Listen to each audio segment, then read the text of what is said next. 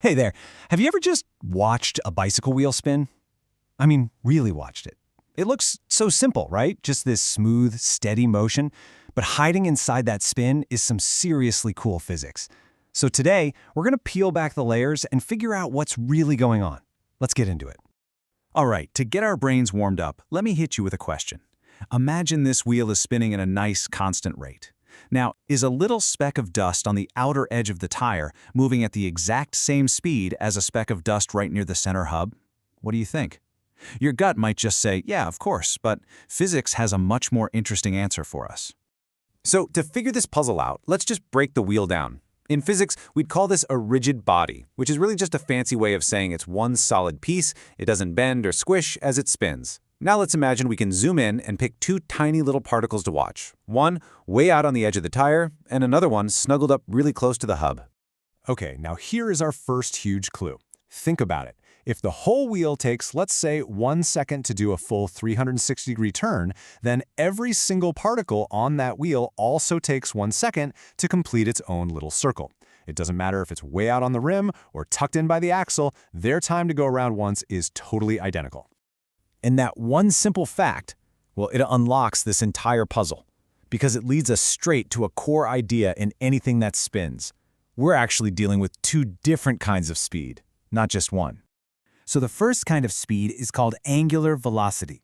We use the Greek letter omega for it. Now, this doesn't measure meters per second, it measures angle per second. You know, how many degrees, or if you want to get technical, how many radians it sweeps through every second. And since every single particle on the wheel completes that full circle together, they all have the exact same angular velocity. It's the speed of the spin itself.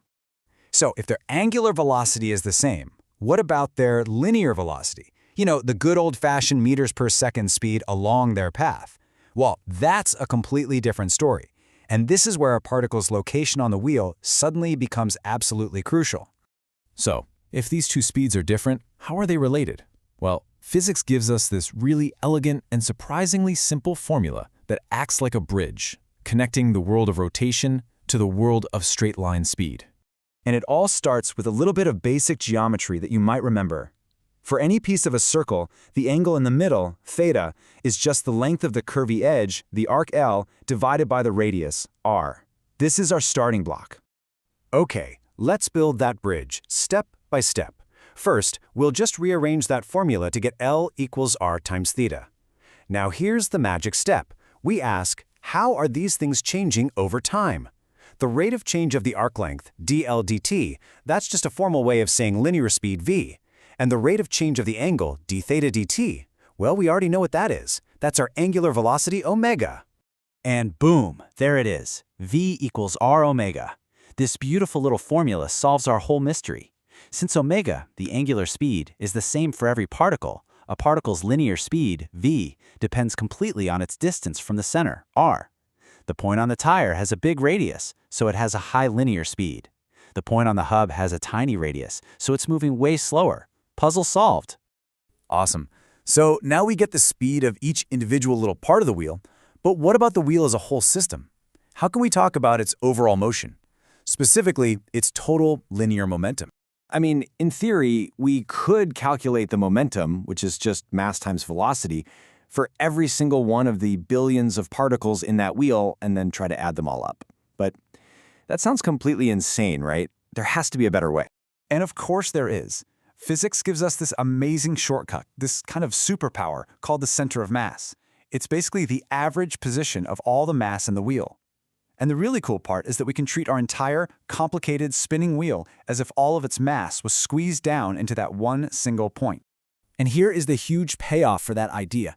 Instead of adding up billions of little momenta, we can find the total linear momentum of the entire wheel with just this one clean, simple equation. It's just the total mass of the wheel times the velocity of that one special point, the center of mass. So, you might be wondering, why is this idea of total momentum and the center of mass so important? I mean, what's the big deal? Well, it's a big deal because it connects our spinning wheel directly to one of the most fundamental laws in all of physics, Newton's second law. You probably know Newton's second law as F equals ma, but another way to say it is that a force changes an object's momentum. For a whole system of particles, like our wheel, the law gets even more specific. The only thing that can change the total momentum of the whole system is a net external force. Notice that word, external. And that distinction is everything. All the little pushes and pulls that the particles inside the wheel exert on each other to hold it together, those are internal forces. They all come in pairs that perfectly cancel each other out. They can't change the motion of the wheel's center of mass. It's like trying to lift yourself up by pulling on your own shoelaces. It just doesn't work. Only an external force, something from outside the system, like the brake pads grabbing the rim, can actually do that. And that brings us to the grand finale, our big takeaway for the day. This one sentence sums it all up.